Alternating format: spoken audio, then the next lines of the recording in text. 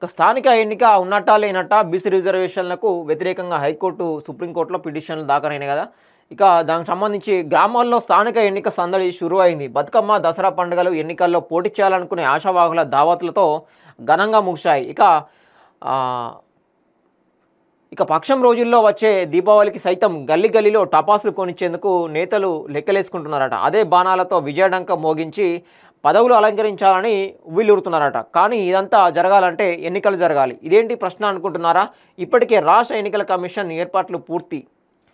ఇక మిగిలింది ఓటు వేయడమే అంటుంటే మళ్ళీ ఇదేంది జరుగుతాయా అనే క్యాప్షన్ అవును ఇంతటి అయోమయంలోకి నెట్టేసింది హైకోర్టు. సుప్రీంకోర్టులలో దాఖలైన పిటిషన్లే అని చెప్పొచ్చు. రాజ్యాంగంలో 50% సీలింగ్ను రాష్ట్ర ప్రభుత్వం జారీ చేసిన జీవో నెంబర్ 9 వ్యతిరేకిస్తుందంటూ ఇప్పటికే హైకోర్టులో మాధవరెడ్డి పిటిషన్ వేయగా అక్టోబర్ 8కి విచారణకు రానుంది. తాజాగా సుప్రీంకోర్టులో వంగా గోపాల్ రెడ్డి మరో పిటిషన్ దాఖలు చేశారు. ఇది అక్టోబర్ 6న విచారణకు రానుంది. వరుస విచారణల తీర్పుతో ఎన్నికలకు బ్రేక్ పడుతుందా లేదంటే ముందుకు పోనుందా తెలియాలంటే కోర్టు తీర్పు రావాల్సిందే. దీంతో ఏం జరుగుతుందనే ఉత్కంఠ నెలకొన్నది.